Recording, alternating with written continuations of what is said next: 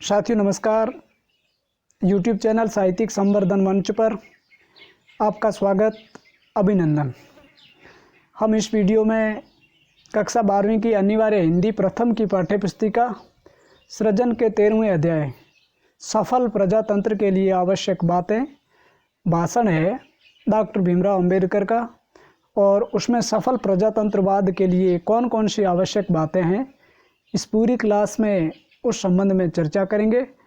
तो पहली बार अगर आप चैनल से जुड़ रहे हैं तो चैनल को लाइक, सब्सक्राइब और शेयर करें, ताकि इससे आप और आप सभी के कई सारे साथी जुड़ सकें। तो चलिए, सफल प्रजातंत्र के लिए कौन कौन सी आवश्यक बातें हैं, हम पहले तो पाठ परिचय को देखें। पाठ परिचय में पाठ्यपुस्तक में चयनित सफल प्रजातंत्र के लिए आवश्यक बातें भाषण है, इस चीज़ का ध्यान रख लेना। इस भाषण में डॉक्टर भीमराव अंबेडकर ने परिपक्व राजनीतिक मंथन और भारत में लोकतंत्र की मजबूती के लिए कुछ आवश्यक उपायों पर बेबाक विचार व्यक्त किए हैं, और प्रजातंत्र में चुनी हुई सरकार को जनता के प्रति जवाबदेह होना चाहिए तथा बहुमत को अल्पमत के प्रति अधिक संवेदनशील होने की जरूरत है। और लेखक ने दूसरे देशों की स्वस्थ लोकतांत्रिक परंपराओं से प्रेरणा ग्रहण करने तथा भारत में विधायिकाओं में अधिक जवाबदेही व संयत चर्चा की आवश्यकता पर बल दिया है। और डॉक्टर अंबेडकर द्वारा प्रजातंत्र की सफलता हेतु दिए गए सुझाव आज भी प्रासंगिक है, और सफल प्रजातंत्र के लिए कौन कौन सी आवश्यक बातें होनी चाहिए, और इसके संबंध में डॉक्टर भीमराव अंबेडकर ने अपने भाषण के अंश में कई सारे मत अभिव्यक्त किए हैं। एक एक की चर्चा हम क्रमबद्ध रूप से करेंगे। तो देखिए मूल पाठ को। सफल प्रजातंत्र के लिए शर्तें कौन कौन सी है कि यह स्वीकृत मत है कि प्रजातंत्रवादी शासन व्यवस्था में जो सत्तारूढ़ है उन्हें प्रत्येक 5वें वर्ष लोगों के पास जाना चाहिए और फिर उनसे पूछना चाहिए क्या उनकी सम्मति में वह इस योग्य है कि उन्हें सत्तारूढ़ रहने दिया जाए, ताकि वे उनके हितों का संरक्षण कर सकें और उनके सौभाग्य को बना सकें और उनकी आरक्षा कर सकें। ये ज़रूरी है कि कोई भी सत्तारूढ़ दल होता है, सत्ता में आने के बाद में हर 5 वर्षों के बाद में लोगों से मिलें और अपनी सरकार की या प्रजातंत्र की व्यवस्था के बारे में लोगों से बात करें, संवाद करें, संयत चर्चा करें, ताकि लोगों के जो भी सजेशन या सुझाव आवें उस पर अमल करें। और प्रजातंत्र का केवल इतने से ही संतोष नहीं होता कि प्रत्येक 5वें वर्ष सरकार की रोकथाम की जा सके, और इस बीच के समय में कोई सरकार को कुछ भी न कह सुन सकें। और प्रजातंत्र चाहता है कि न केवल 5 वर्ष की समाप्ति पर सरकार का निषेध किया जा सके, बल्कि ऐसी भी व्यवस्था होनी चाहिए कि सरकार के विरुद्ध किसी भी समय और तुरंत निषेधात्मक कार्रवाई की जा सके। ये ऐसा देखने में आता है कि सरकार बनने के बाद में और 5 वर्ष तक तयशुदा कार्यक्रम होते हैं और लोग उस पर या किसी भी प्रकार का उन पर निषेधाधिकार का प्रयोग नहीं किया जाता है। ऐसा नहीं होना चाहिए। जब सरकार अपनी उम्मीदों पर या लोगों की या लोकतंत्रात्मक व्यवस्था की उम्मीदों पर खरी नहीं उतरती है, तो ये बेहद ज़रूरी हो जाता है कि उसको किसी भी समय अपदस्थ किया जाना चाहिए। और अब यदि आपको मेरे कहने का आशय स्पष्ट हो तो प्रजातंत्र का मतलब हुआ कि किसी भी आदमी को सदैव शासन करते रहने का अधिकार नहीं। ये बपौती नहीं है।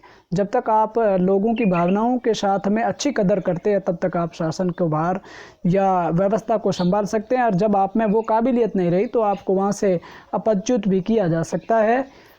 यह शासन करने का अधिकार लोगों की स्वेच्छा पर निर्भर करता है। उस अधिकार को लोकसभा भवन में ही चैलेंज किया जा सकता है। आप देखें कि विरोधी पक्ष का होना कितना आवश्यक है, यानी कि अपोजिट पार्टी होनी चाहिए। और विरोधी पक्ष के होने का मतलब है कि सरकार हमेशा हथौड़े के नीचे रहती है। जो लोग सरकारी पार्टी में नहीं हैं उन लोगों की दृष्टि में भी प्रत्येक सरकारी कार्य का औचित्य सिद्ध होना चाहिए। दुर्भाग्यवश हमारे देश में नाना कारणों से मेरी सम्मति में प्रधान कारण सरकारी विज्ञापनों से मिलने वाली आय हो सकती है।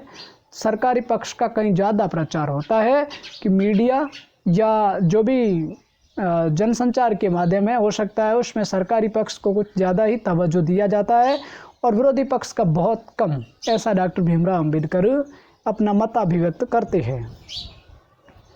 विरोधी पक्ष समाचार पत्रों के लिए आय का साधन नहीं बन सकते। शासक दल के सदस्यों के भाषणों से समाचार पत्रों के अंतिम पृष्ठों के भी अंत में कहीं जाकर जगह पाते हैं। मैं प्रजातंत्रवाद की आलोचना नहीं कर रहा हूँ। प्रजातंत्रवाद की सम्यक सफलता के लिए विरोधी पक्ष का होना एक अनिवार्य शर्त है।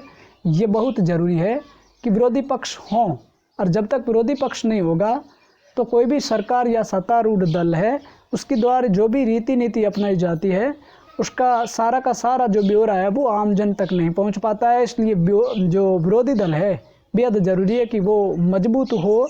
और इसलिए क्या आप जानते हैं कि इंग्लैंड में विरोधी पक्ष के लिए न केवल स्थान तो है ही है, बल्कि विरोधी पक्ष के कार्य को चालू रखने के लिए विरोधी पक्ष के नेता को सरकारी खजाने से वेतन मिलता है।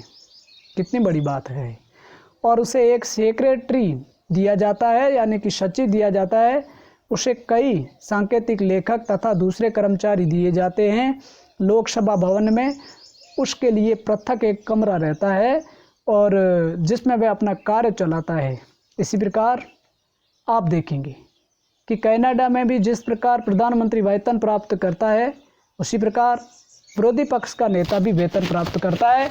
यानी कि इंग्लैंड में और कनाडा में विरोधी पक्ष के नेताओं को भी बराबर महत्व दिया जाता है। इन दोनों देशों के लिए या इन दोनों देशों के लोग सोचते हैं, कौन से दो देश, एक इंग्लैंड और दूसरा कनाडा, कि कोई ना कोई होना चाहिए जो सरकार की गलतियों की ओर भी उंगली निर्देश कर सकें। और वो लोग चाहते हैं कि सरकारी गलतियां बताने का कार्य सतत निरंतर होता रहना चाहिए। इसलिए वे विरोधी पक्ष के नेता पर रुपया खर्च करना बेकार नहीं समझते। कहने का आशय यह है कि जो विरोधी पक्ष है उनको अगर एक प्रकार से वहाँ रखा जाता है तो उसके पीछे यही सरकार की या लोकतंत्र की मंशा रहती है कि सरकार या सत्तारूढ़ दल है उसके द्वारा कोई भी कार्य किए जाते हैं उनकी निगरानी या उनकी समीक्षा करने के लिए विरोधी पक्ष का मजबूती के साथ में होना बेहद ज़रूरी है। अम्बेडकर कहते हैं, मैं समझता हूँ कि एक तीसरी शर्त प्रजातंत्र की सफलता की पूर्व आवश्यकता है और वो है कि कानून तथा शासन की दृष्टि से सभी लोग समान होने चाहिए। ये तीसरी शर्त बताई गई है।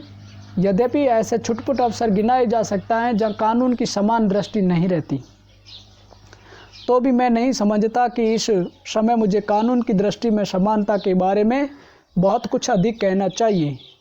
लेकिन शासन की दृष्टि में समानता की बात महत्वपूर्ण है। आप में से बहुत से लोगों के लिए ये संभव है कि या तो ऐसी घटनाएं याद कर सकें या ऐसी घटनाओं की कल्पना कर सकें जबकि शासन आरूढ़ पार्टी अपनी पार्टी के सदस्यों के हित में शासन करती हुई प्रतीत होती है। कुछ भी हो, मैं इस प्रकार की कितनी ही घटनाएं याद कर सकता हूं।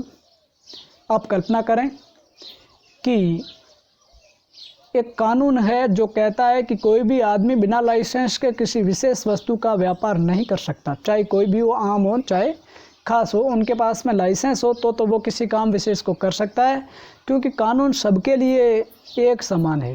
इसलिए कोई भी उस कानून पर आपत्ति नहीं उठा सकता और उस कानून विशेष में कहीं कुछ भी पक्षपात नहीं है, यानी कि जो कानून बना है उसमें पक्षपात नहीं है। लेकिन हम एक कदम आगे जाएं और देखें कि जब कोई आदमी किसी अफसर या मंत्री के पास किसी वस्तु विशेष का व्यापार करने के लिए लाइसेंस मांगने जाता है, मैं नहीं जानता, लेकिन लगता है कि एकदम संभव है कि एक मिनिस्टर सबसे पहले क्या करेगा, उसकी टोपी की ओर देखे कि वह किस रंग की टोपी पहने हुए हैं। यदि वह ऐसी टोपी पहने हुए हैं जो उसे अच्छी लगती है तो उसे निश्चय हो जाता है कि वह उसकी पार्टी का आदमी है। अब एक दूसरा आदमी जाता है जो दूसरी तरह की पोशाक पहने हुए है या दूसरी पार्टी का है, वह मिनिस्टर पहले आदमी को लाइसेंस दे देता है, दूसरे को इनकार कर देता है। इसका मतलब है कि यहाँ पार्टीवाद या पक्षवाद चलता है और शासन की दृष्टि में दोनों आदमी लाइसेंस लेने के समान रूप से अधिकारी है। किसी सुविधा विशेष का दिया लिया जाना एक छोटी सी बात है और इसका प्रभाव संभवतः थोड़े से लोगों पर ही पड़ता है। अब हम एक कदम और आगे बढ़ें और देखें कि जब ऐसा भेदभाव शासन में प्रविष्ट हो जाता है तब क्या होता है। मान लीजिए कि किसी पार्टी के किसी सदस्य ने कोई अपराध किया है और उसके विरुद्ध काफ़ी गवाही है, उस पर मुकदमा चल रहा है। अब उस इलाके में उस पार्टी का मुखिया मजिस्ट्रेट के पास जाता है और जाकर कहता है कि इस आदमी पर मुकदमा चलाना ठीक नहीं। क्यों? क्योंकि ये पार्टी का आदमी है, मेरा आदमी है। और यह आगे बढ़कर यह भी कहता है कि यदि आप मेरी बात नहीं मानोगे तो मैं इस बात की सूचना मिनिस्टर को दे दूंगा और यहाँ से आपका तबादला अन्यत्र करा दूंगा। इस प्रकार की घटनाएं भी प्राय देखने को मिलती हैं। आप कल्पना कर ही सकते हैं कि इससे सारी शासन व्यवस्था में अव्यवस्था और आपाधापी का साम्राज्य हो जाएगा। यानी कि जहाँ साम्राज्य या नैतिकता या नीति की बातें नहीं होगी और अपराधी लोगों को संरक्षण या प्रोटेक्शन मिलेगा। किसी समय अमेरिका में यही हाल था। उस समय की शासन पद्धति विकृत पद्धति के नाम से प्रसिद्ध है, यानी कि वहाँ की शासन व्यवस्था में सुचारू रूप से संचालन नहीं होता था। और जब एक पार्टी शासन आरूढ़ होती थी तो पहले पार्टी द्वारा नियुक्त सभी कर्मचारियों के उनके पदों से पृथक कर देती थी। यानी कि जैसे भी सत्ता बदलती थी तो वहाँ के कर्मचारियों को भी हटा दिया जाता था, जहाँ तक कि क्लर्कों और चपरासियों तक को भी बहाल कर दिया जाता था या बाहर कर दिया जाता था। उन सब की जगह नई पार्टी के नई आदमी नियुक्त किए जाते थे। आज से स्पष्ट है कि सत्ता बदलने के साथ साथ में ब्यूरोक्रेट या नौकरशाह भी चेंज कर दिया जाता था। वास्तव में काफ़ी वर्षों तक अमेरिका में कहने सुनने लायक किसी भी तरह की शासन व्यवस्था नहीं थी। बाद में ये बात स्वयं उनकी समझ में आ गई कि प्रजातंत्र के हित में ये ठीक नहीं है। उन्होंने इस विकृत पद्धति को बदल दिया, यानी कि जो वहाँ की व्यवस्था थी अमेरिका में, उस व्यवस्था को पूरी तरह से बदल दिया। अर्थात उस व्यवस्था को बदलने का काम अमेरिका के खुद लोगों ने समझ करके किया, ताकि शासन व्यवस्था शुद्ध बनी रहे, न्याय संगत रहे और राजनीति से दूर रहे। इसलिए इंग्लैंड के लोगों ने राजनीतिक कार्यालय और सिविल कार्यालय में भेद कर दिया है। सिविल कर्मचारी स्थायी रूप से बने रहते हैं। कोई भी पार्टी शासन आरूढ़ हो, ये सभी पार्टियों की आज्ञा अनुसार कार्य करने वाले होते हैं और इनके कार्य में कोई मिनिस्टर हस्तक्षेप या इंटरफेरेंस नहीं करता है। अर्थात जो सिविल कर्मचारी है वो बराबर दोनों पार्टियों में काम करते हैं। और जब हमारे देश में ब्रिटेन के लोगों का शासन था तो यहाँ भी यही बात प्रचलित थी कि मुझे स्पष्ट रूप से एक अनुभव याद आ रहा है जो मुझे उस समय हुआ जब मैं गवर्नमेंट ऑफ इंडिया का मेंबर था। आप ध्यान देंगे तो आप देखेंगे कि लगभग हर वायसराय के नाम दिल्ली में कोई न कोई स्ट्रीट या क्लब बना हुआ है, गली जिसका नाम किसी वायसराय का है या कोई क्लब बना हुआ है। ऐसे एक ही वायसराय या गवर्नर जनरल है जिनके नाम कोई स्ट्रीट या दूसरी संस्था नहीं है, और उस गवर्नर जनरल का नाम है लॉर्ड लिनलिथगो, जिसके नाम पर कोई गली या कोई स्ट्रीट या कोई क्लब बना हुआ नहीं है। उसका प्राइवेट सेक्रेटरी मेरा मित्र था, यानी कि डॉक्टर भीमराव अंबेडकर का दोस्त था। उस समय पब्लिक वर्क्स डिपार्टमेंट मेरे पास था और ऐसे बहुत से काम थे जो मेरी ही देख रेख में हो रहे थे। और वो जो सेक्रेटरी था वह आया और धीरे से मुझसे कहा कि मेरे प्रिय डॉक्टर, क्या आप लॉर्ड लिथगो के नाम पर किसी संस्था का या कार्य का नामकरण नहीं कर सकते?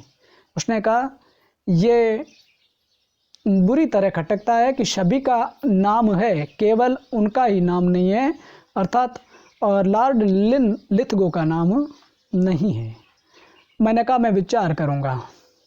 उन दिनों में मैं जमुना के ऊपर एक बांध बनवाने पर विचार कर रहा था ताकि गर्मी के मौसम में दिल्ली के लोगों का पानी या दिल्ली के लोगों को पानी का कष्ट न हो, क्योंकि गर्मी के दिनों में नदी सूख जाती है।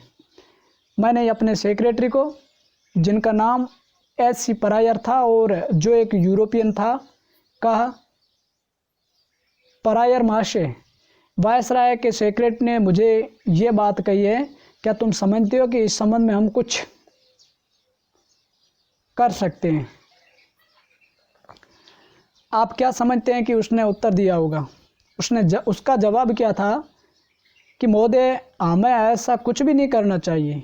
आज मुझे लगता है कि किसी का ऐसा उत्तर देना असंभव प्राय है।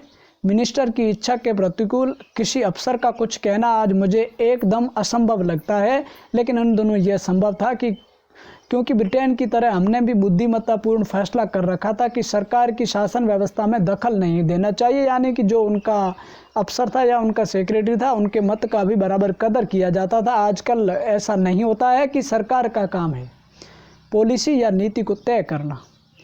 उसका ये काम नहीं कि शासन व्यवस्था में हस्तक्षेप करे या पक्षपात से काम लें। ये बात महत्वपूर्ण है। मुझे लगता है कि हम उस परंपरा से दूर हटते जा रहे हैं और कहीं ऐसा न हो कि हम इस मर्यादा का एकदम परित्याग कर दें। अब आप आगे देखिए, तीसरी शर्त के बाद में मेरे मत के अनुसार प्रजातंत्र के सफल संचालन के लिए चौथी और आवश्यक शर्त बताई है कि विधान संबंधी नैतिकता का पालन।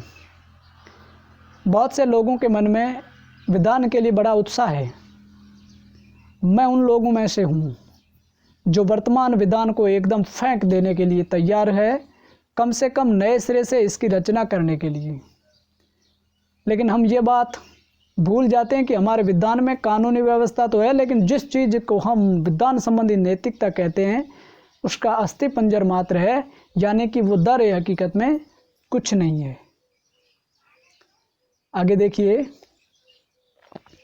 इंग्लैंड में यह बात विधान की मर्यादा कहलाती है और लोगों को खेल के नियमों का पालन करना ही चाहिए। एक दो बातें इस समय मुझे याद आ रही है, मैं आपको बताऊं। आपको याद होगा कि जब 13 अमेरिकी उपनिवेशों ने बगावत की तो उस समय उसका नेता जॉर्ज वाशिंगटन था। ये कहने से कि वाशिंगटन उनका नेता था, अमेरिकी जीवन में जो उसका वास्तविक स्थान था हमें स्पष्ट नहीं होता। वाशिंगटन उनका देवता था, वाशिंगटन उनका भगवान था। यदि आप उसका जीवन चरित्र और इतिहास पढ़ें तो आपको मालूम होगा कि विधान की रचना होने पर वाशिंगटन ही अमेरिका का प्रथम प्रेसिडेंट चुना गया, यानी कि अमेरिका के प्रथम राष्ट्रपति जॉर्ज वाशिंगटन को चुना गया। जब उसकी अवधि समाप्त हो गई तो क्या हुआ? उसने दूसरी बार प्रेसिडेंट के पद के लिए खड़े होने से मना कर दिया, यानी कि एक बार प्रेसिडेंट बनने के बाद में दोबारा उन्होंने इनकार कर दिया। और मुझे इसमें कुछ भी संदेह नहीं है कि यदि वाशिंगटन 10 बार भी प्रेसिडेंट पद के लिए खड़ा हुआ होता तो वह हर बार सम्मति से निर्विरोध चुना जाता, लेकिन दूसरी बार उसने खड़ा होने से इनकार कर दिया। जब उससे इसका कारण पूछा गया तो उसका उत्तर क्या था कि प्रियवर, आप भूल गए हैं कि हमने इस विधान को किस उद्देश्य की पूर्ति के लिए बनाया है। हमने ये विधान इसलिए बनाया है कि हम कोई वंश परंपरागत राजा नहीं चाहते। ऐसा नहीं है कि दूसरों से सत्ता हट करके वाशिंगटन के हाथों में और लगातार चलती रहे, ऐसा नहीं। यदि इंग्लैंड के राजा की अधीनता त्याग कर आप लोग इस देश में आकर भी मुझको ही प्रतिवर्ष प्रतिकाल विभाग अपना प्रेसिडेंट बनाए रखने लगें, मेरी ही पूजा करने लगें, तो आपके सिद्धांतों का क्या होगा, आपकी थियरी का क्या होगा? और जब आप मुझे ही इंग्लैंड के राजा का स्थानापन्न बना देते हैं, यानी कि उनकी जगह मुझे पदस्थापित कर देते हैं, तब आप क्या कह सकते हैं कि आपने उसके अधिकार के प्रति विद्रोह किया है? उसने कहा, आपका मेरे प्रति जो विश्वास है, जो भक्ति भाव है, उसके कारण आप चाहें मुझ पर दूसरी बार प्रेसिडेंट बनाने के लिए दबाव डालने पर मजबूर कर सकते हो। लेकिन जब मैंने इस सिद्धांत का प्रतिपादन किया है कि हम वंशानुगत शासन नहीं चाहते, तो मुझे अपनी भक्ति भावना के वशीभूत होकर भी दूसरी बार खड़ा नहीं होना चाहिए। अंत में लोगों ने उन्हें कम से कम एक ही बार खड़े होने के लिए राजी कर दिया, यानी कि उन्होंने मान लिया कि दोबारा भी प्रेसिडेंट के लिए चुना गया। लेकिन जब तीसरी बार वे फिर आग्रह करने गए तो उन्होंने धत्ता बता दिया, यानी कि मना कर दिया। और आज भी अमेरिका में परंपरा है कि कोई भी व्यक्ति अमेरिका का राष्ट्रपति 2 बार बन सकता है, उससे ज़्यादा का प्रावधान नहीं है। और एक बार उनका कार्यकाल 4 वर्ष तक नियत है। अब आप आगे देखिए, मैं आपको एक दूसरा उदाहरण दूं। आप 8वें एडवर्ड ड्यूक ऑफ विंडसर को जानते हैं, जिनका संपूर्ण चरित्र क्रमशः टाइम्स ऑफ इंडिया में छपा है। मैं गोलमेज कॉन्फ्रेंस में गया था।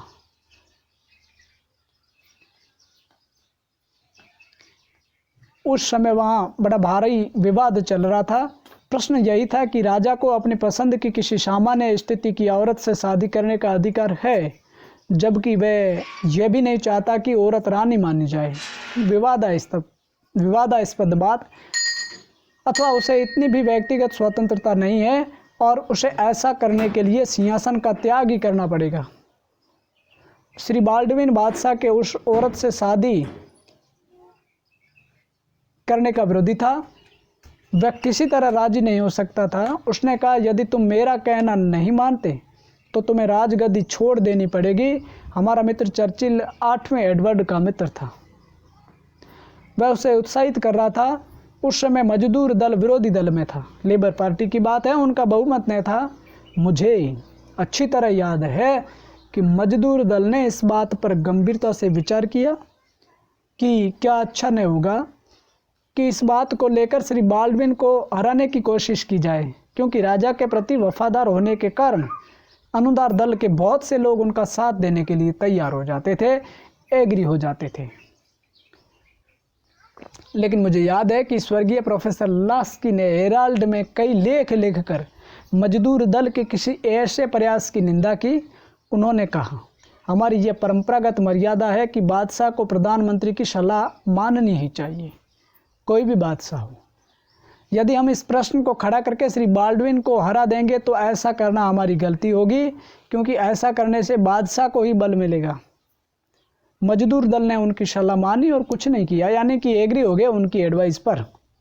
अब आप आगे देखिए, यदि आप अंग्रेजों का इतिहास पढ़ें तो आपको ऐसे बहुत से उदाहरण मिलेंगे जब दल विशेष के नेता किसी एक गलत बात को लेकर अपने विपक्षी दल को कमज़ोर कर सकते थे, लेकिन उन्होंने ऐसा नहीं किया, क्योंकि वे जानते थे कि इससे उनके विधान को नुकसान पहुंचेगा और प्रजातंत्र को हानि होगी।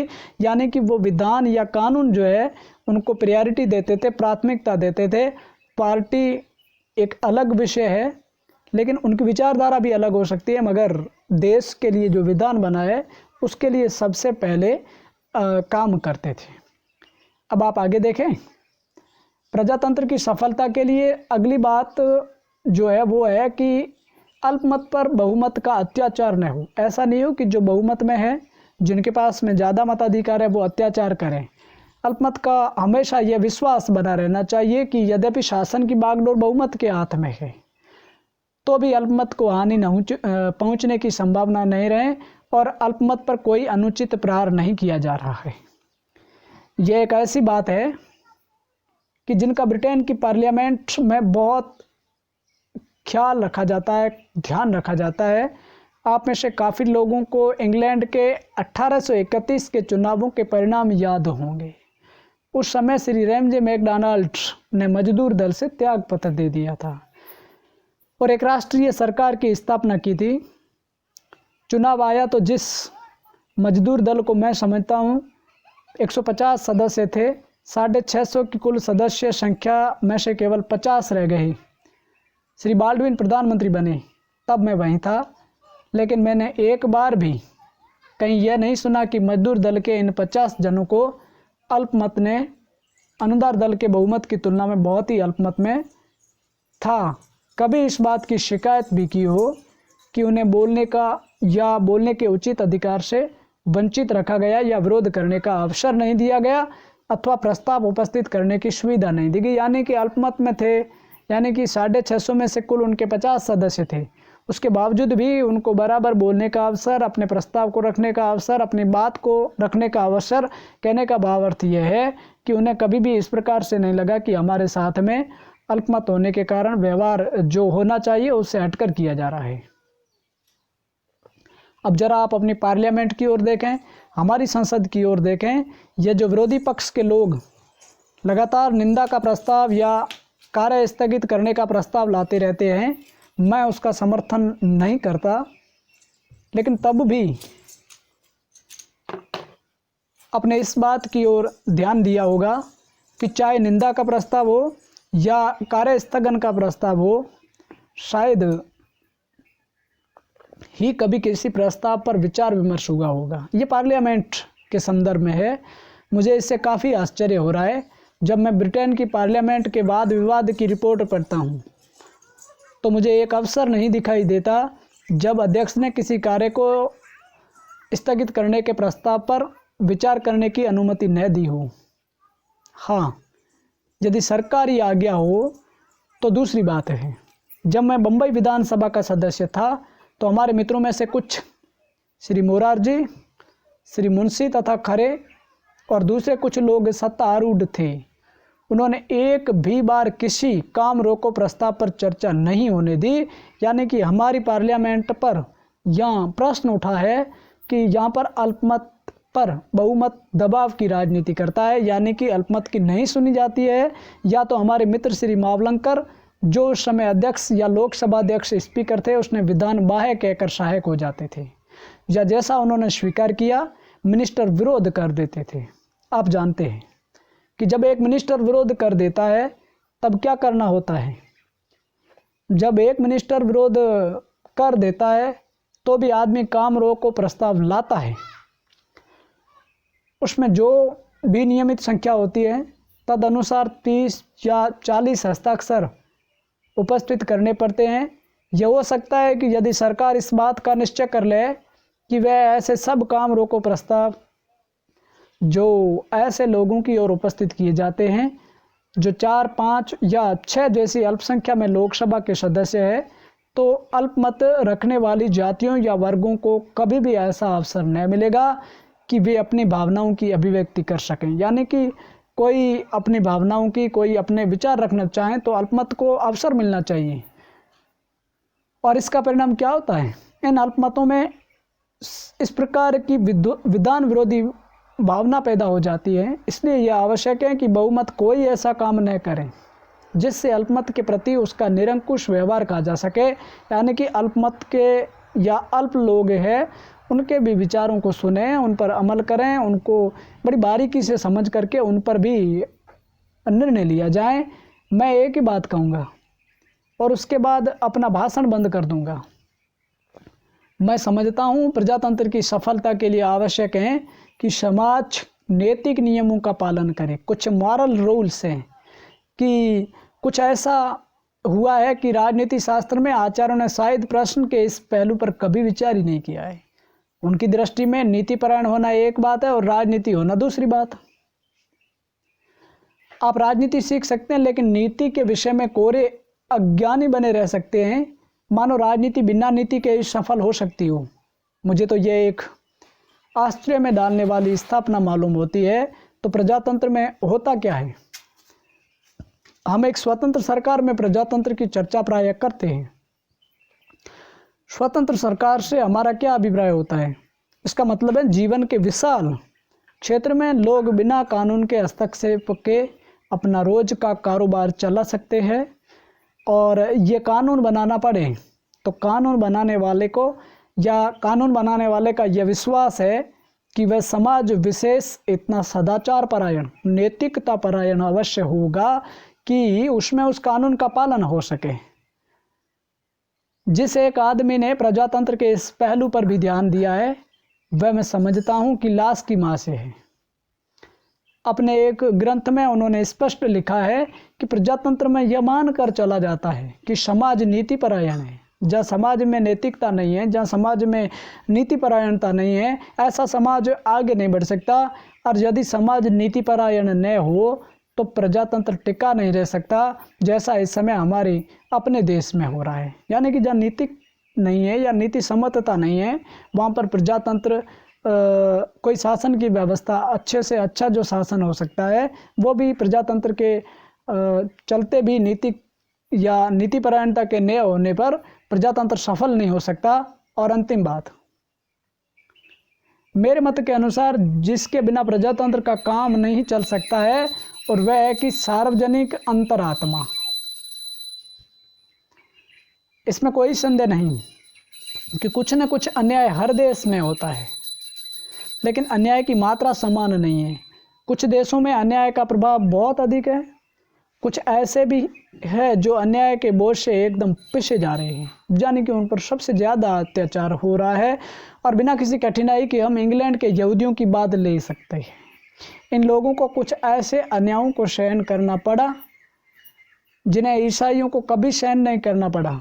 इसका परिणाम यही हुआ कि इस अन्याय के विरुद्ध केवल यहूदी लोगों को ही संघर्ष करना पड़ा, क्योंकि अन्याय तो उन्हीं पर हुआ। इंग्लैंड के ईसाइयों ने कभी मदद नहीं की। वास्तव में वे तो इसे पसंद करते थे, और वास्तविक बात तो यह है कि वे इस अन्याय को पसंद करते थे। इंग्लैंड के एक ही आदमी ने यहूदियों की सहायता की, और वह आदमी इंग्लैंड का बादशाह था। यह बात असाधारण लगेगी, किसने मदद की? इंग्लैंड के बादशाह ने। और लेकिन इसका कारण भी असाधारण था, और वह यह था कि पुराने ईसाई कानून के अनुसार कोई यहूदी बच्चा अपने मृत माता पिता की जायदाद का उत्तराधिकारी नहीं हो सकता था, और किसी और कारण से नहीं, केवल इस कारण से कि वह यहूदी था, ईसाई नहीं था। जो भी बची खुची संपत्ति हो, राजा की ओर से उसका हकदार राजा होने के कारण वह संपत्ति राजा के अधिकार में चली जाती थी। राजा को यह सब कुछ अच्छा लगता था, वह प्रसन्न था। जब किसी मृत यहूदी की संतान अपना प्रार्थना पत्र लिए राजा के पास पहुंचती थी, तो राजा उनके मृत पिता की जायदाद में से थोड़ा सा कुछ उनको दे देता था और शेष खुद अपने पास रख लेता था। ऐसा एक प्रकार से रेगुलेशन लेके रखा था। लेकिन जैसा मैंने कहा कि कभी किसी अंग्रेज ने यहूदियों की मदद नहीं की, और यहूदियों को अपनी मुक्ति के लिए स्वयं संघर्ष करना पड़ा। जैसा कि हमने पहले पढ़ा, विकृत शासन व्यवस्था अमेरिका में थी, तो वहाँ के लोगों ने उस शासन व्यवस्था को बदला। सार्वजनिक अंतरात्मा के न होने या न होने का ये एक उदाहरण है। सार्वजनिक अंतरात्मा उस अंतरात्मा को कह सकते हैं कि जो हर अन्याय को देखकर विचलित हो उठती है, वह इस बात की परवाह नहीं करती कि उस अन्याय का शिकार किसे होना पड़ रहा है। इसका मतलब हुआ कि चाहे उसे व्यक्तिगत रूप से उन अन्याय से कष्ट होता हो या न होता हो, जो कोई भी उस अन्याय का भाजन हो, उसे उस अन्याय से मुक्ति दिलाने के लिए उसके कंधे से कंधे मिलाकर खड़ी हो जाती है। इसको आप सार्वजनिक अंतरात्मा कह सकते हैं, क्योंकि जो दूसरों के ऊपर भी अत्याचार हो लेकिन किसी की आत्मा दहल तक जाती है, तो उसको आप सार्वजनिक अंतरात्मा कह सकते हैं।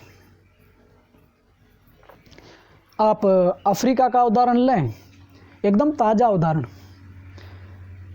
वहाँ जो लोग कष्ट पा रहे हैं वे भारतीय हैं क्या? नहीं है। श्वेत चमड़ी वालों को कुछ असुविधा नहीं है, तो भी रेवरेंड स्कॉट जो स्वयं श्वेत चमड़ी वाला है, इस अन्याय के विरुद्ध अपनी पूरी ताकत खर्च कर रहा है। पिछले दिनों मैंने पढ़ा है कि बहुत से लड़के लड़कियों ने जो खुद श्वेत जातियों के हैं, दक्षिण अफ्रीका में भारतीयों के संघर्ष में उन लोगों ने भाग लिया है। यही सार्वजनिक अंतरात्मा है। और मैं कोई ऐसी बात नहीं कहना चाहता कि आपको व्यर्थ चोट पहुँचे, लेकिन कभी कभी मैं सोचता हूँ कि हम कितने भुलक्कड़ हैं। हम दक्षिण अफ्रीका की चर्चा करते हैं, मैं अपने मन में सोचता रहता हूँ कि हम जो दक्षिण अफ्रीका की पृथक्करण की नीति के विरुद्ध इतना बायबेला मचाते हैं, जानते हैं कि हमारे हर गांव में दक्षिण अफ्रीका है। वह वहाँ है, हमें केवल जाकर उसे देखने की ज़रूरत है।